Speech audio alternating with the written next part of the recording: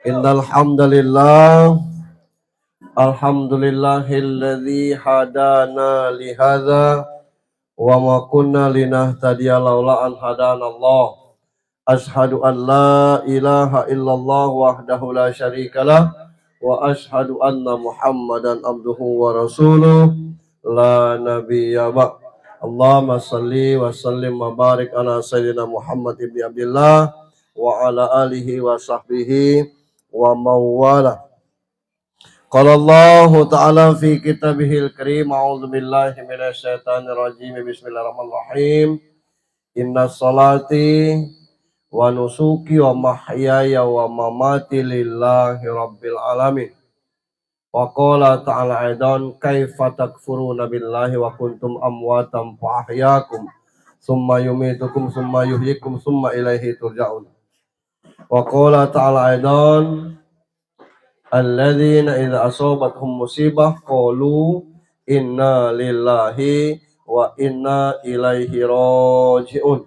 Ulaika alaihim salawatum mir rabbihim wa rahmah wa ulaika humul muhtadun. Wa qala Nabi sallallahu alaihi wasallam, khairun nas anfa'uhum linnas. Muan Dahlan, suami almarhumah sekeluarga besar yang kita hormati. Mungkin ada keluarga yang dari Retes yang sampai yang kami hormati. Kami nyebut Datar Macang itu Retes. Gitu. Anak-anak, para menantu hingga ke cucu almarhumah yang kita hormati dan dirahmati Allah.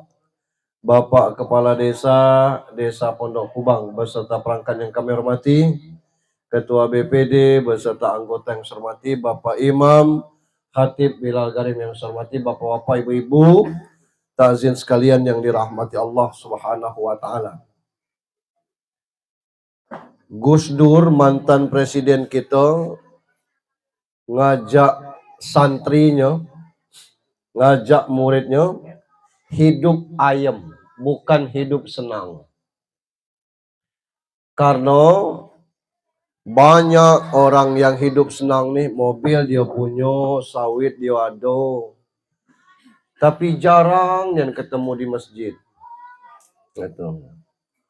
Ada pula pangkatnya tinggi, kedudukannya terhormat itu. Dah pula pernah ketemu saat kegiatan keagamaan. Kalau tidak senang, kurang senang apa lagi itu tuh. Nah maka Gus Dur ngajak kita nih hidup ayem. Karena senang tuh sifat dunia, ayem tuh sifat akhirat. Kita nengok orang punya mobil sampai 4 buah, alang kelemaknya, dah kata-kata. Itu kan peneoan kita. Sementara yang punya mobil setiap tanggal 10 stres. Karena tagihan bank, kredit mobil, nggak dibayar. Nah, kalau ayem, itu pasti senang. Orang senang, belum tentu ayem. Hidup ini Allah hadapkan kepada dua hal.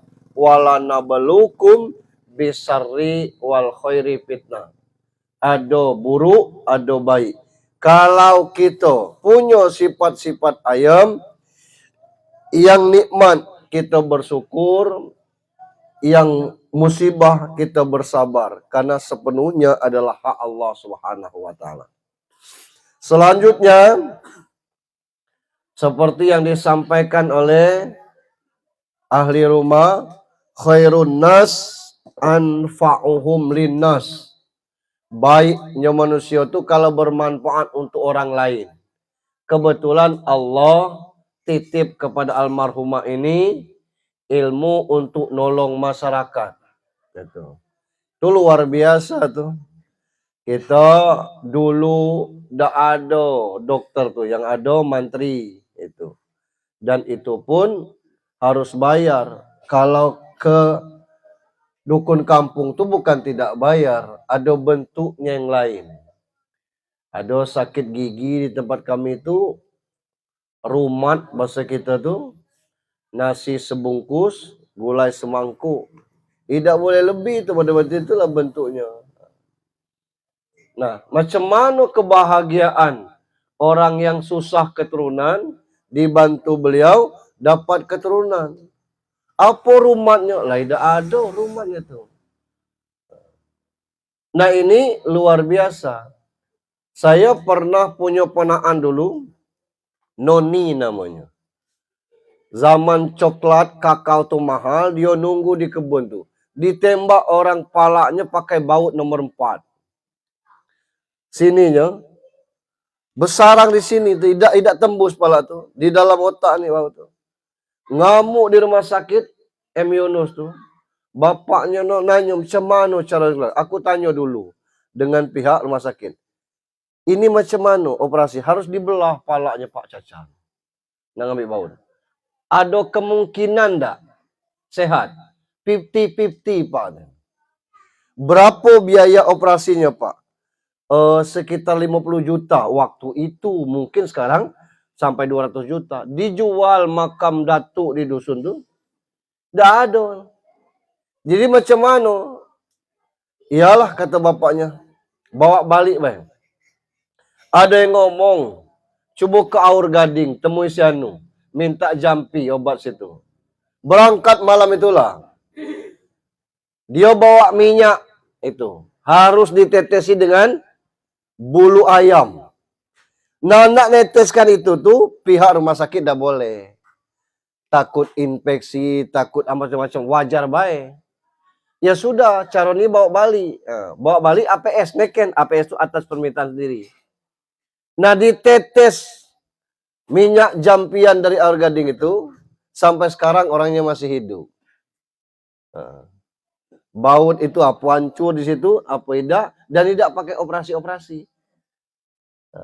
Dan tidak mengeluarkan biaya berjuta-juta. Nah, ini kemampuan orang-orang terdahulu membantu kita. Cuman sayangnya orangnya sudah meninggal. Orang pernah datang ke saya minta macam mana nundukkan hati Tino. Saya bilang secara Islam ini tidak boleh. Tapi kalau kamu butuh nian, saya kasih. Macam mana caranya Pak Ustadz? Pertama, rajin tak kau sembahyang? Belum, nah. Itu yang pertama. Sebab bacaannya ini harus dibaca setelah sholat. Oke, akan saya nanti. Yang kedua, jangan pernah melawan dengan ibu bapak. Tidak, Pak Ustadz. Yang ketiga, tiap kau ngapel, bawa mobil sedan, saya bilang. Tidak usah pakai jampi, Pak Ustadz. Nah, sudahlah, kalian tidak. Salam dan salawat untuk junjungan kita Nabi besar Muhammad sallallahu alaihi wasallam. Bapak Ibu yang saya hormati, umur 70 itu lah lebih dari umur Nabi. Di Lubuk Puar kemarin menantunya Suhir baru umur 30 tahun. Kami di Gunung Selan, Tababaru, sakit palak sebentar, meninggal, umur 33 tahun. Jadi kematian ini memang tidak berdasarkan durasi hidup, tidak berdasarkan abjad, tidak berdasarkan nomor urut. Bapak dulu baru anak, tidak. Bisa jadi anak dulu baru bapak. Cucung dulu baru datuk, bisa. Ada juga datuknya baru cucungnya. Kita juga seperti itu. Entah siapa giliran ke berikutnya. Tapi yang jelas, di dalam Al-Quran tidak ada yang buruk tentang kematian. Segalanya elok. Salah kita memahami tentang kehidupan, maka salah kita memahami kematian. Lebih fatal lagi, salah memahami kematian, salah kita menjalani kehidupan. Oleh karena itu, kalau kita memahami kematian, insya Allah kehidupan kita normal. Tidak ada yang buruk mati itu.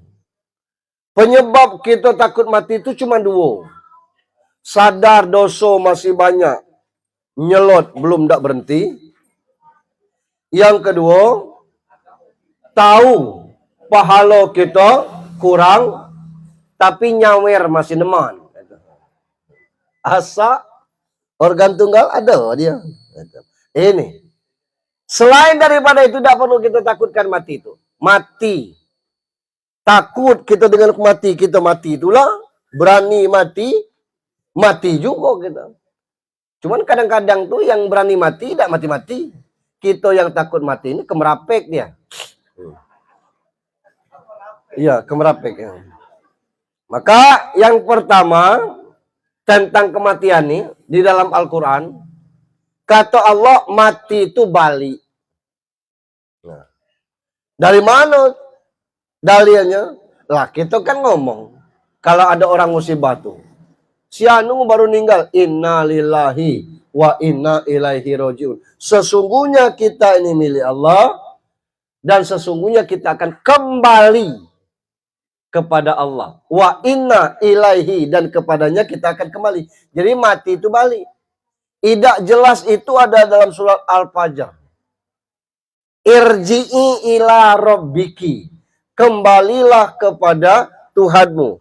Ngapa kita balik? Karena memang aslinya kita bukan penduduk dunia.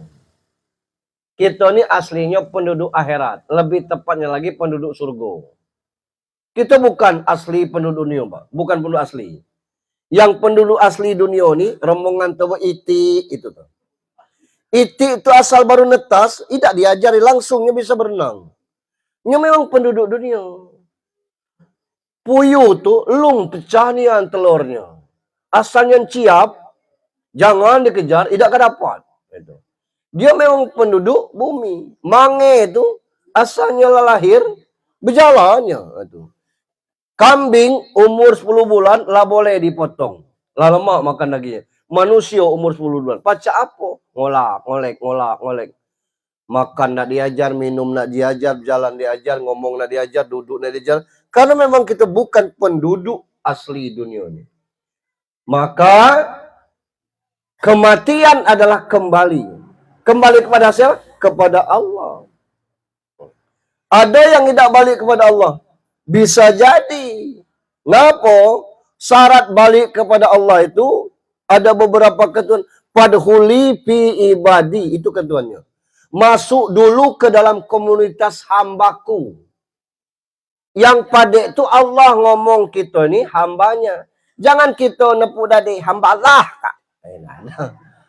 Allah ngomong kita ini hambanya. Wadkhuli jannati. Setelah kita masuk sebagai hamba Allah, Allah perintahkan kita. Siapa yang hamba Allah ini? Yang ya ayyatuhan nafsul mutmainnah. Yang pemilik jiwa yang tenang itu yang ayam tadi. Kalau senang banyak yang senang ini. Tapi kalau yang tenang, wallahu a'lam bisawab. Itu. Berapa banyak orang yang salah jalan itu.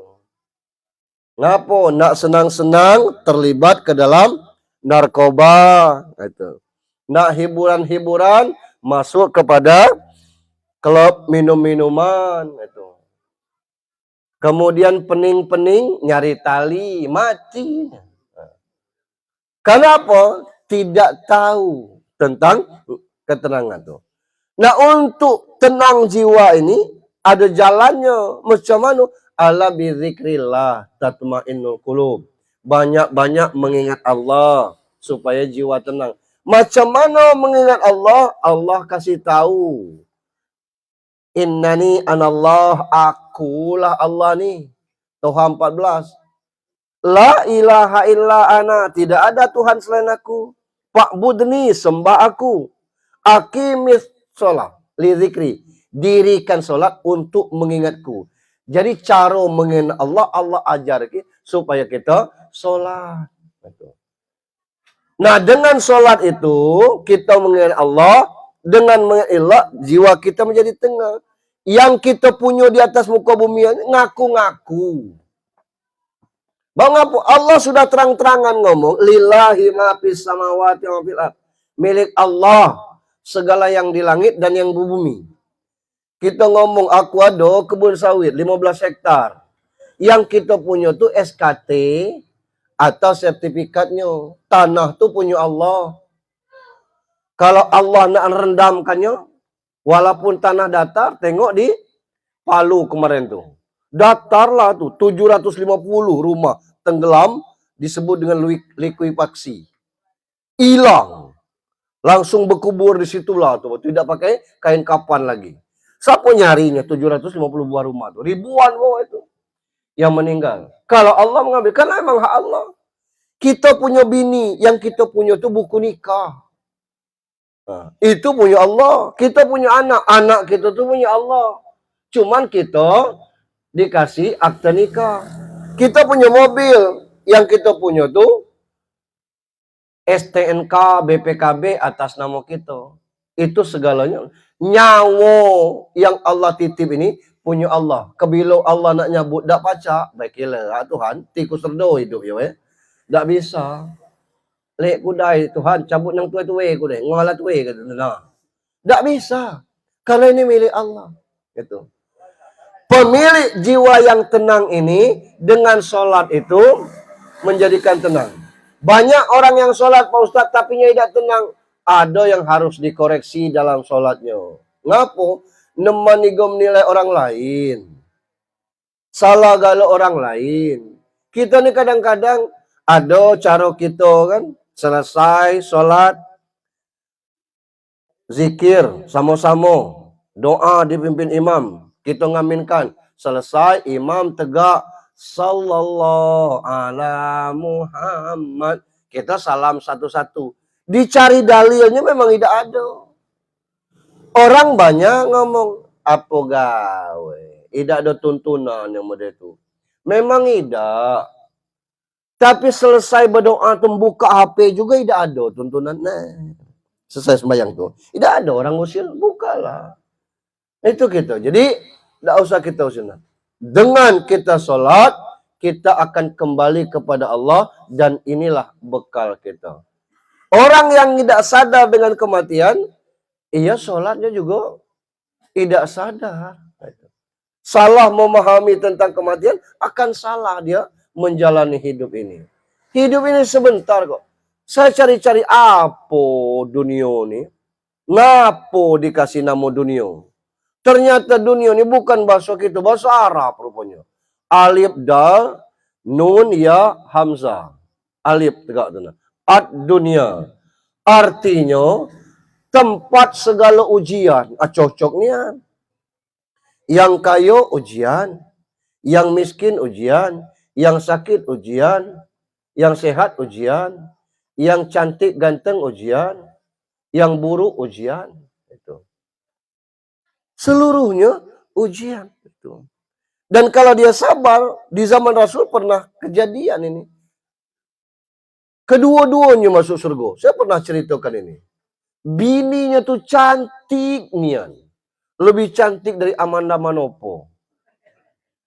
Lanangnya tuh, ya Allah, seburuk-buruk umat. Mano kelek bau, gigi jarang, rambut berkujut. Itu. Allah jodohkan seperti itu. Tiap sholat lanang nih berdoa, terima kasih ya Allah. Engkau telah menjodohkan aku dengan orang yang cantik sekali. Senyum bininya. Abang, kata bininya. Ngapa? Kita berdua nih calon penduduk surga. Kata lakinya. Dari mana kamu tahu? Abang setiap selesai sholat selalu bersyukur berterima kasih dapat aku ini. Kata abang cantik. Itu tandanya abang bersyukur. Insya Allah penghuni surga. Aku pun model itu bang. Berusaha sabar dapat laki abang. Ya, insya Allah kita. Jadi jalan ke surga kan. Nah ini kita. Nah maka hidup kita ini selalu diuji. Yang kedua, kata dunia bisa berasal dari danu. Artinya cepat danu tuh. Kita ini tidak lama hidup. Inilah 28 Syawal. Perasaan baru kemarin puasa. Bagi yang tidak puasa Syawal tidak usah lagi. Tengah 2 hari lagi tidak baca. Ya aku belum, ya sudah. Ini 6 hari puasa Syawal tuh. Itu. Kalau tidak sempat lagi ya sudah. Ini kematian. Jadi pertama yang dipanggil oleh Allah, yang kita masuk ke dalam komunitas hamba Allah. Macam mana caranya? Berusaha kita menenangkan jiwa. Siapa yang jiwanya tenang, segalanya kita berhasbunallah wa ni'mal wakil, ni'mal maula wa ni'man nasir. Banyak usaha, orang ini kadang-kadang hasilnya tidak sesuai dengan harapan. Kita nanam kopi, celentang kopi turun, kita tebang, kita tanam karet. Celentang karet turun, kita ganti sawit. Sawit mulai berbuah, kopi di atas 65. Ai, semangat laut, kata kita. Harga cabai ratusan ribu, sibuk lah kita beli pot polybag nanam cabai sebanyak-banyak. Pas cabai kita berbuah, harganya 10.000, ngambil di batang. Betul. Apa lagi nak kita buat? Karena yang sudah diatur oleh Allah Subhanahu wa taala. Walaupun bibit karet kita SNI labelnya, jangan bergetar kau kata Tuhan. Paksa nebang untuk putung tu lah, tidak bergetar dia. Walaupun kita ngambil bibit unggul, sawit kita tidak berbuah, ngumbut tu lah. Karena memang Allah yang atur untuk itu. Maka hidup ini kita serahkan sepenuhnya kepada Allah dengan tidak meninggalkan syariat Allah. Yang kedua, kematian itu kata Allah terima upah. Yang terima upah tu yang kerja. Kita membangun sekolah, ngenek ikut tukang. Hari Sabtu mandor datang. Lah jam 3 ni kata mandolan tak balik belum? Belum pak, kata padahal tak balik kita tu. Kalau kamu belum nak balik, aku nak balik. Ini upah kamu hari ini. Pak Junaidi, ya pak. 6 hari kan pak? Ya. Hitung dulu pak. Cukup. Pak Pulan, ya. 4 hari kan? Ya pak, 2 hari itu aku demam. Ayo. Aku tidak nanya demam apa kemananya. Ya, tidak ada toleransinya pak. Toleransi yang tidak ada. Terima. Yang 4 hari itulah yang dibayar orang. Tidak ndak orang bayar kalau kita tidak kerja. Nah mati ini dalam surat Al-Mulk dikatakan terima upah. Alladzi khalaqal mauta. Mati duluan Allah sebut. Kami menjadikan mati. Wal hayata. Lalu hidup. Mati dulu baru hidup. Almarhumah ni lah mati hidup lagi ya. Liyabluwakum ayyukum ahsanu amalan. Untuk melihat siapa di antara kamu yang terbaik amalnya.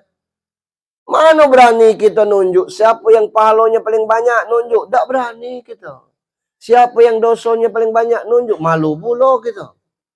Karena tidak nampak pahala dosa kita ni.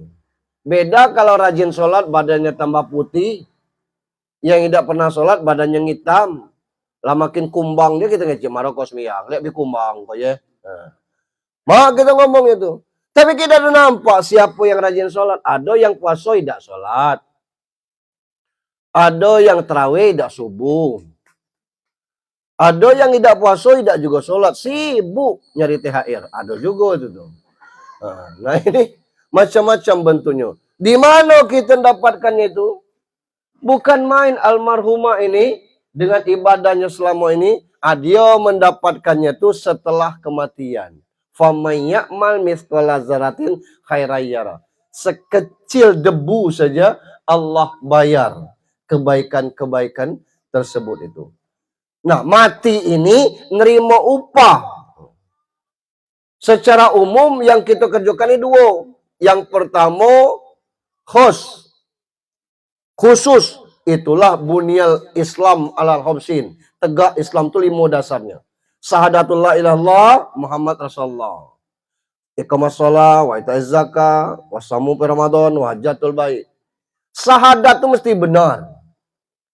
Coba tengok ada orang nak bertunak tuh, nak akad nikah. Asyhadu alla as-sa'i. Kata saksi dirubah dulu ya. Dibimbing dulu. Asyhadu alla wasyhadu anna. Kata penghulunya ikuti aku bayar. Asyhadu alla ilaha asyhadu alla tidak lurus, tidak kena dia karena beda pengucapan, beda arti. Harus lurus. Itu untuk syahadat. Yang kedua, sholat kita tinggalkan dulu. Yang ketiga, zakat. Zakat ini kalau kita ada mampu, besok lebaran, anak 5, beras tinggal 2 cupak.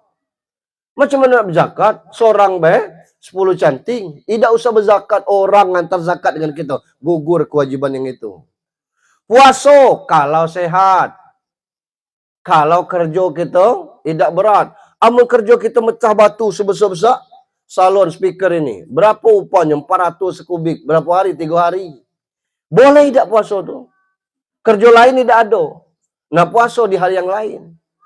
Atau kita safar dalam perjalanan yang jaraknya lebih dari 85 km. Boleh. Tapi selain daripada itu, kita harus puasa. Boleh bayar fidyah Pak Ustadz? Boleh, ada ketentuannya. Kalau umur di atas 90, sakit, menahun, tidak ada harapan sembuh. Kondisinya juga lapikun, piring masih basah, ditanya sudah makan belum? Belum katanya.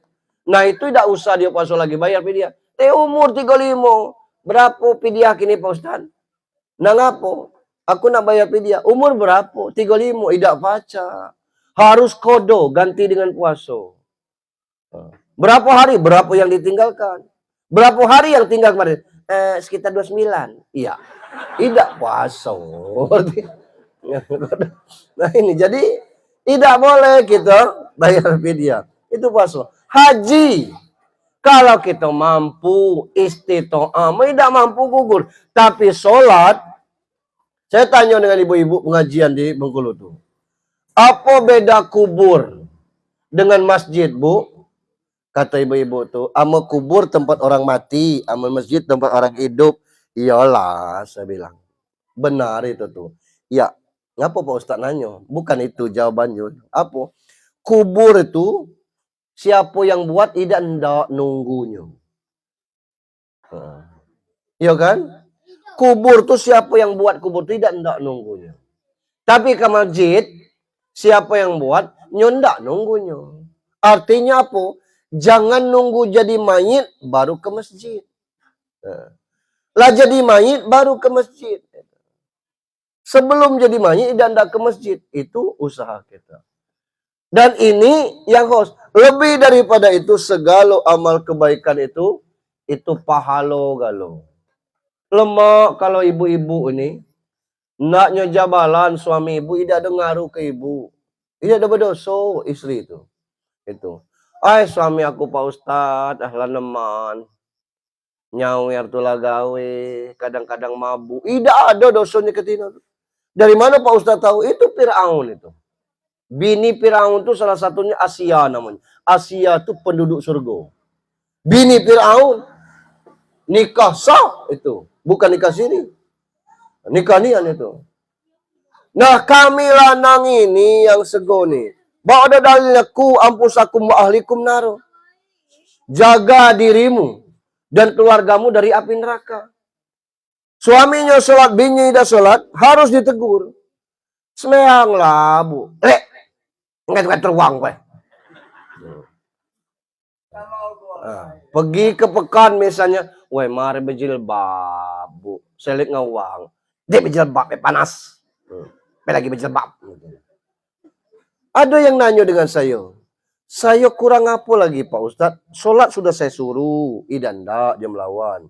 Berjilbab sudah saya suruh, idan ndak. Salah apa lagi aku Ustadz? Aku jawab, salah milih bini. Ngapa milih yang itu? Salah tuh lanang. Allah sudah katakan kepada kita bahwa faddalallah ba'duhum ala ba'an. Ada kelebihan masing-masing kita nih. Tino sejak diangkat derajatnya oleh Rasulullah, subhanallah, luar biasa. Ngapa? Ada surat Al-Quran tuh namanya surat An-Nisa. Surat Ar-Rijal tidak ada.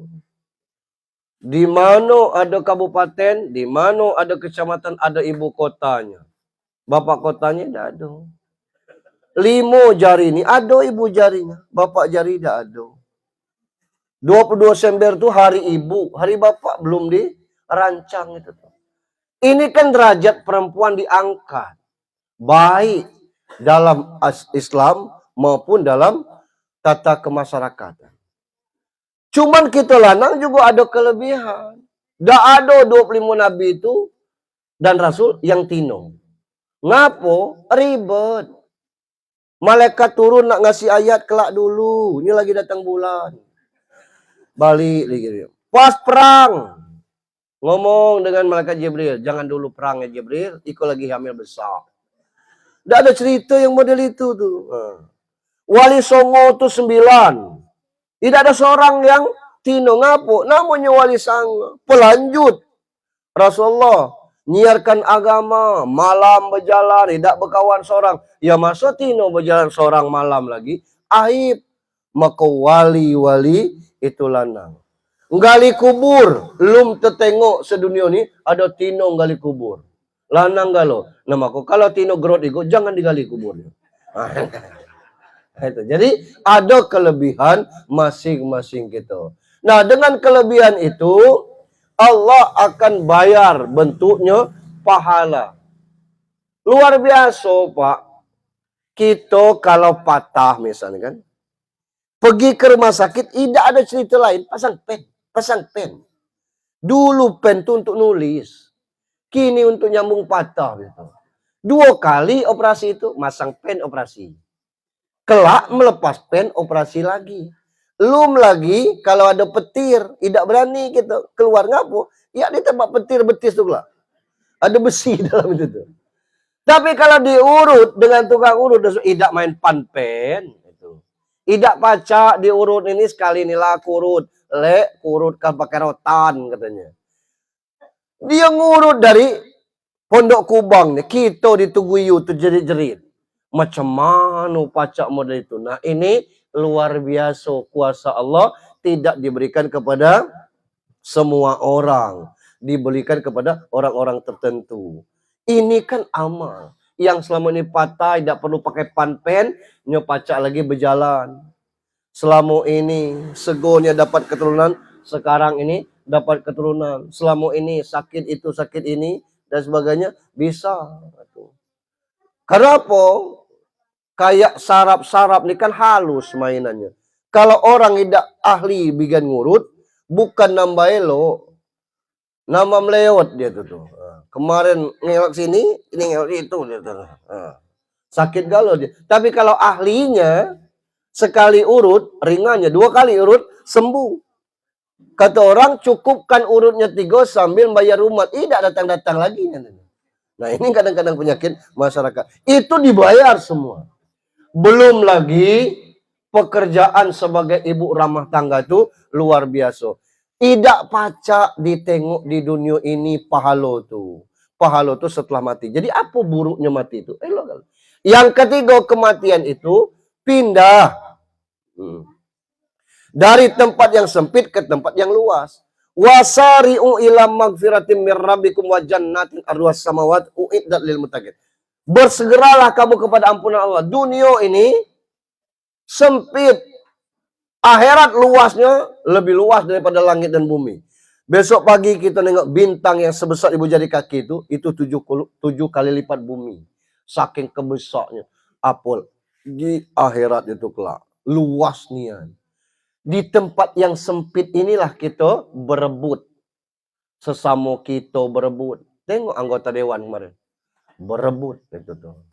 Iko kita nak pemilihan gubernur bupati lagi, berebut lagi. Luar biasa. Di akhirat lah tidak ada pakai pilkada lagi. Gitu. Tidak ada berebut. Sekarang ini itu. Nak nyari barang-barang murah berebut itu. Duku murah. Sejam habis itu. Berebut itu. Sesama kita berebut setekomange, kita juga berebut.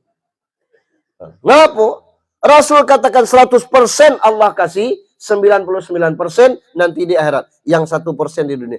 Yang 1% lah berebut dengan kita. Kecil nian 1% tuh. Ngapa? Kita di dunia nih, tidak lagi merokok, matikan api rokok dengan dipicit pakai tangan. Biasa baik. Tidak mutung. Kata Zainuddin MZ, nanti di akhirat terpijak puntung rokok meletup pala. Mana tidak 90%? Api kita tuh kecil nian, 1000 kali lipat dari itu. Itulah api kompor gas tuh. Bukan merah warnanya, biru. 1000 kali lipat itu, itulah apinya Ramadan yang ngelas itu. Putih warnanya. Baja pacak dipotongnya. 1000 kali lipat itu lagi, hitam apinya. Nah yang neraka tuh, entah berapa ratus ribu kali lipat dari itu lagi. Jadi 99% itu. Nikmat juga model itu. Kita di sini makin tinggi pohon, makin sarong ngambil buahnya. Di situ kelak akarnya di atas, buahnya ke bawah. Makan minumlah sepuasnya, kita tidak akan mising. Jangan pernah bercerita aku jago toilet di surga jadilah. Tidak ada toilet di situ. Kita tidak mising, tidak kencing. Dari mana Ustaz tahu? Lah Tuhan buatkan percontohannya di muka bumi Allah. Di mana? Dalam perut. Janin umur 4 bulan itulah bernyawa. Belum berbentuk manusia baik. Kalau umur 7 bulan, lah pacak di USG, itu nampak lengkap tangan, kaki, pala ada. Kalau dari 7 bulan sampai 9 bulan 10 hari, 2 bulan 10 hari dia tuh. Amun maknya tidak makan, mati anak tuh. Itulah makanya orang puasa tuh, ibu hamil puasa, lemah geraknya. Kata dokter, ibu jangan puasa dulu. Begitu ibunya tidak puasa, bayi yang di janin itu kuat. Ngaku dapat asupan makanan. Tidak pernah bayi yang lahir itu belepung dengan tai. Berarti bayi itu tidak mising dalam itu tuh. Makan minum terus tidak mising. Nah di dalam perut Allah sudah contohkan kepada kita, apalagi nanti di surga itu.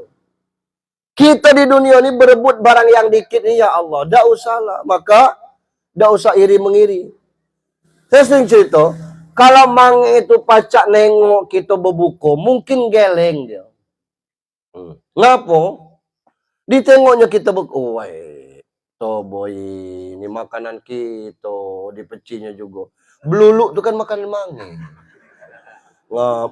Karena tidak lemak ngecek beluluk, kita ngecek kolang kaling. Beluluk lah. Amun mange tanggeleng ya, wah itu boy. Bemakan kali, pantas lah.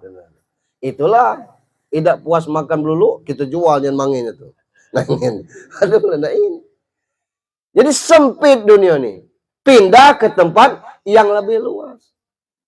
Dalam kubur tuh kalau azab masuk akal, Pak. Mana tidak azab di lubang yang sempit, tapi ada di situ raudatim min riyadil jinan, taman surga. Macam mana ada taman surga dalam itu? Karena yang diazabnya bukan badan kita, ruh kita yang dapat nikmat atau azab di situ. Itu yang kita harapkan. Inilah tentang kematian. Macam mana cara kita mati bergantung kepada kita. Untuk itu tinggal kalau kita tekuni dari poin 1 sampai poin 3 tadi, apa yang kita khawatirkan? Husnul khotimah, su'ul khotimah cuma istilah saja. Dan itu akan berlaku kepada siapa yang kembali kepada Allah dengan yang kita sebutkan 3 tadi. Lah kalanya sholat setiap saat. Puasa dia tunaikan. Ngucap orang, ngambil hak orang, tidak perlunya nak berhalal bihalal, mohon maaf Idul Fitri, mohon maaf lahir batin. Ngapa? Nya tidak berdosa dengan orang lain. Begitunya berdosa dia langsung minta maaf. Kita ni kadang-kadang sibuk. Nak lebaran sibuk pula, nak bersalam-salaman. Sebenarnya tidak ada dalil tentang bersalam-salaman, mohon maaf lahir batin, hari raya tu. Ngapa? Tidak harus nunggu hari raya kalau kita bersalah, cepatlah minta maaf. Dan tidak boleh kalau nak lebaran nunggu. Kalau nak minta maaf nanti lebaran. Tidak ada istilah model itu. Sebab tidak boleh bermusuhan lebih dari 3 malam. Kalau model ini kita menjalani kehidupan, apa hal kita mati husnul khotimah? Apa hal kita mati su'ul khotimah maksud saya? Kenapa? Sudah kita jalani tata aturan yang dibuat oleh Allah Subhanahu wa taala. Cuman sifat kita ni kan mudah lupa. Dapat nikmat dikit lupa ibadah. Begitu saro dikit baru Allah. Senang dikit lupa sholat itu. Lah sakit baru halang kue sehat. Aku nak ke masjid. Sedang sakit, begitu sehat arah masjid, tidak tahu. Itu kesalahan kita. Tidak semudah yang kita bayangkan. Ada yang kita talkinkan untuk bimbing. La ilaha illallah. Kata, ash. La ilaha illallah. Kata, ash. Coba dibimbing syahadat, kata kawan. Kalau datang, asyhadu an la ilaha illallah. Ash.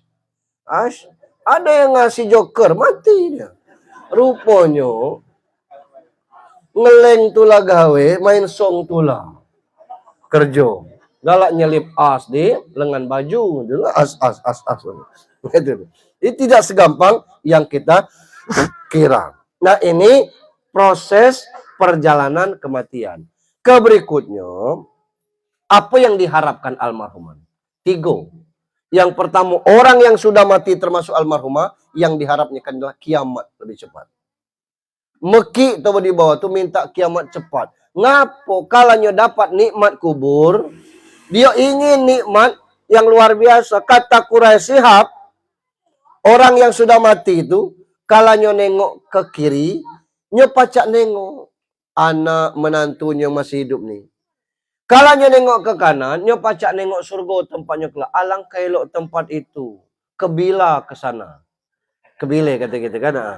Nah nunggu kiamat itulah. Dia berharap bisa ke situ. Kalanya nengok ke kiri peri dia. Ditengoknya anaknya yang di sini. Tidak semayang.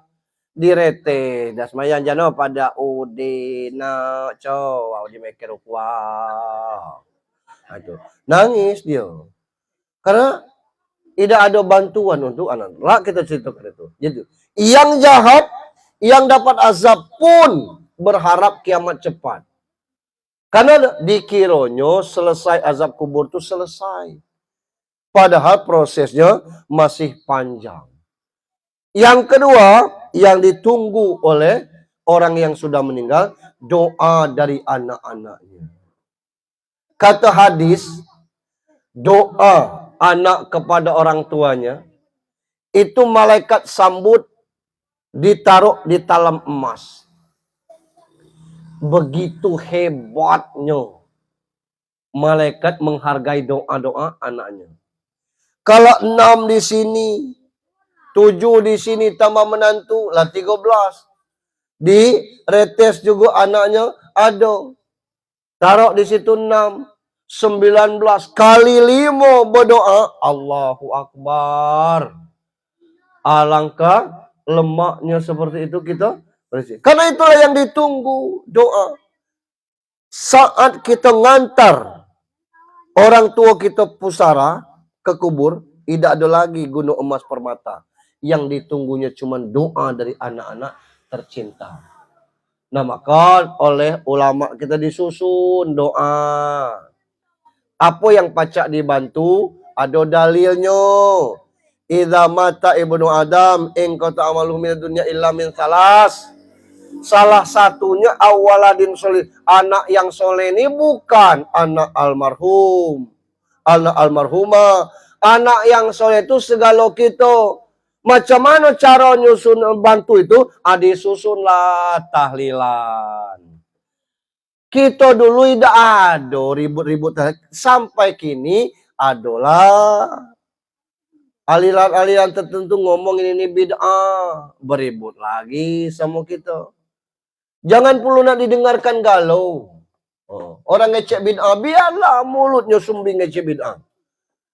Karena bid'ah itu mengada-ngada. Apa yang mengada-ngada? Rasul tidak membuat tahlil dulu. Ngapa kita membuat? Bukan masalah Rasul buat atau tidak, tapi isi tahlilan itu apa? Isinya baca Quran. Sejak kapan baca Quran bid'ah? Isinya selawat, innallaha wa malaikatahu yusholluna 'alan nabi. Isinya zikir, abdalul zikri fa'lam annahu la ilaha illallah. Isinya doa, Allahumma ij'al wa usisaba ma qara'na minal Qur'anil azim wa mahallalna wa masahbana wa mastaghfarna. Ujungnya kelak khususan ila ruh. Apa yang salah itu? Jadi kalau ada orang ngomong bid'ah, lajulah. Enggak usah kita pening urusan. Ini yang bisa kita bantu untuk itu. Nah, yang bantu model ini, batas ini malam ke-7. Kita ngulang lagi ke sini nih, tidak seramai ini malam ke-40. Sudah malam 40, malam 100.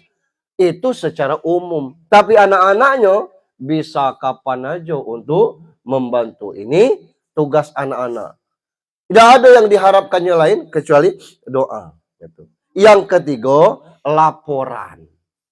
Mak bak kita yang sudah meninggal tuh nunggu laporan malaikat. Kapan malaikat itu melapor? Malaikat itu melapor dalam 2 waktu. Waktu subuh dan waktu asar. Sekarang ini yang piket malaikat malam. Menjelang subuh kelak, malaikat siang sampai. Maka itu subuh itu luar biasa. 2 rakaat sebelum subuh lebih baik daripada dunia dan seisinya. Malaikat subuh balik ditanya oleh Allah. Kamu balik tadi, lagi apa? Lagi semayang subuh.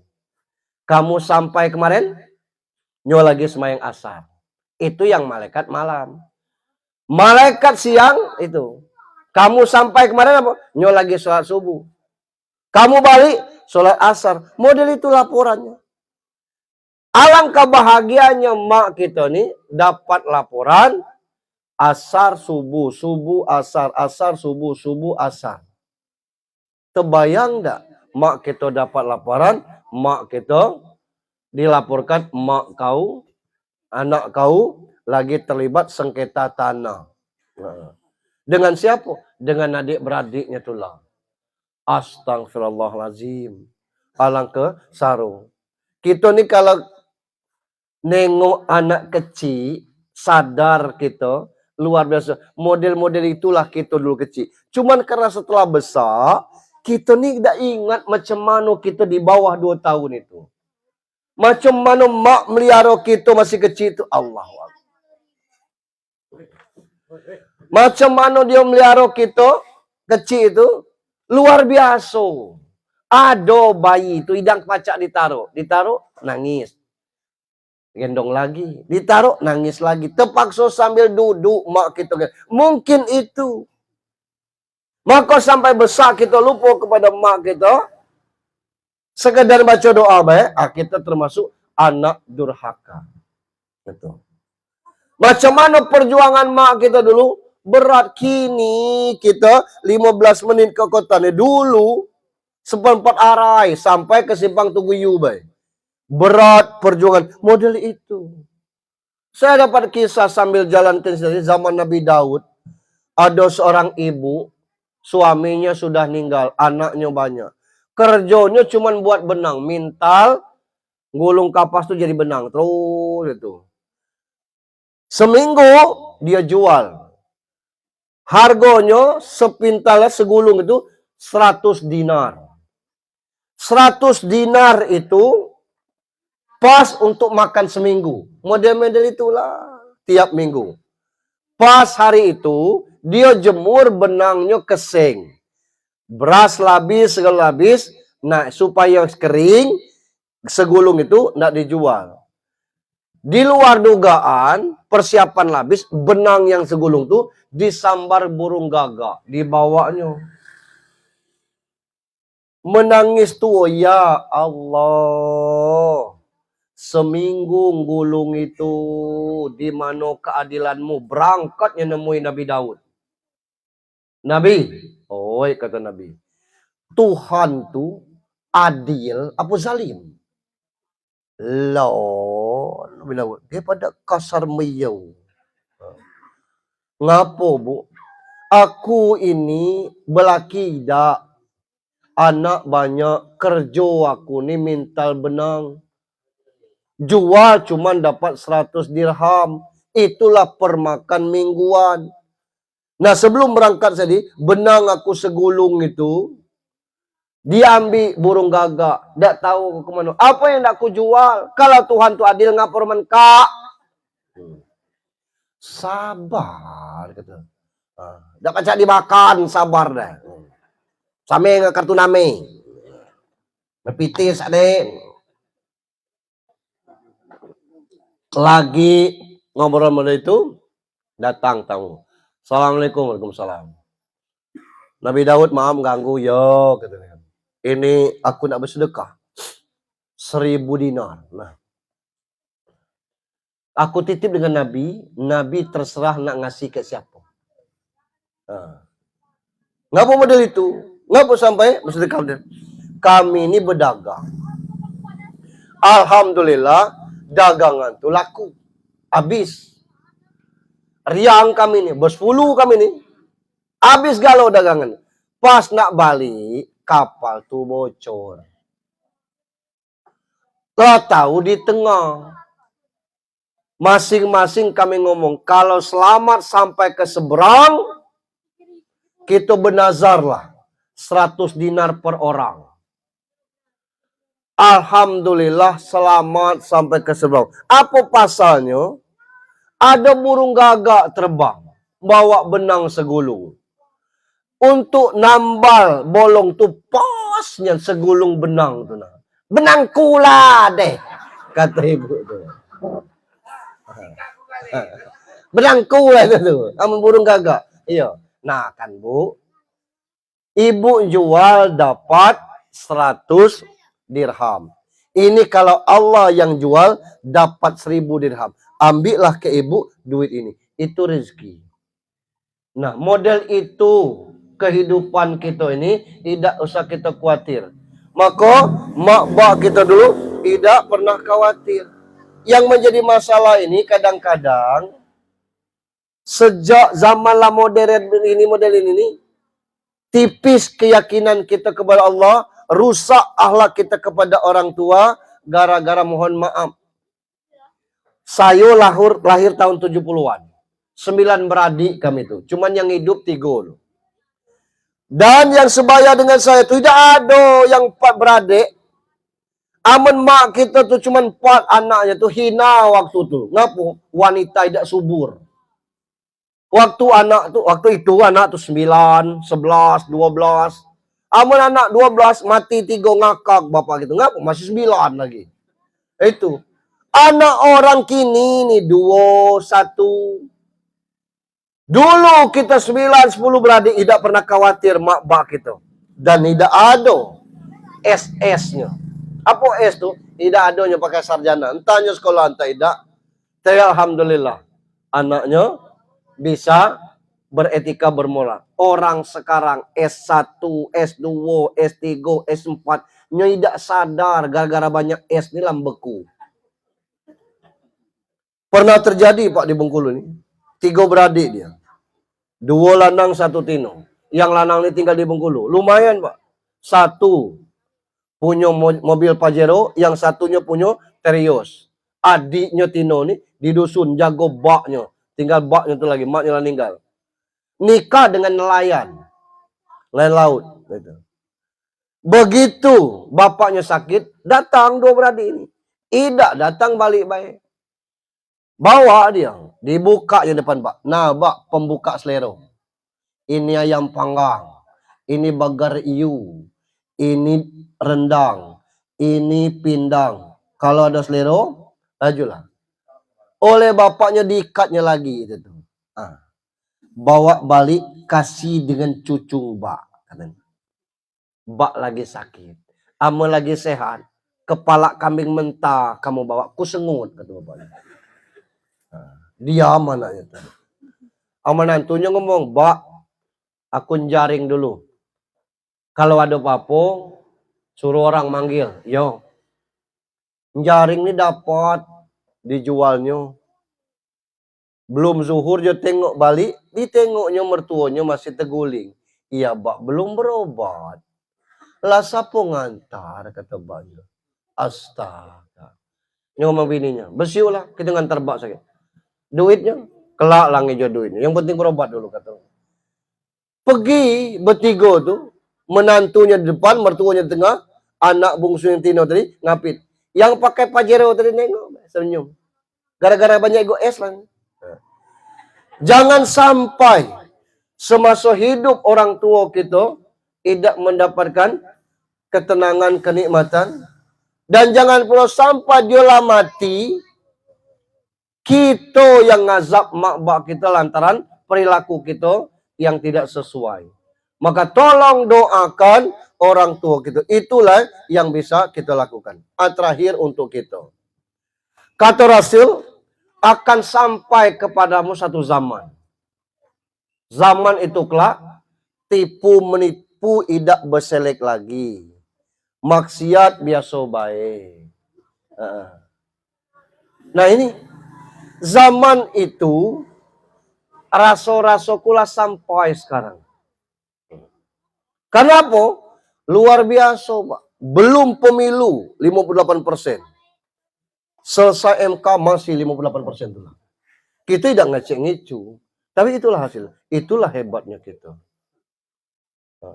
Begitu juga dengan ada yang mati di Liku 9 tuh, siapa yang bunuh, siapa yang terbunuh, tidak tahu kita sekarang. Di Ciamis, Pak, why? Darsum nama lakinya tuh, bininya tuh dimutilasinya dijual ke tetangganya. Daging janti gitu. Daging bini ya, buka di YouTube, kasus Darsum di Ciamis.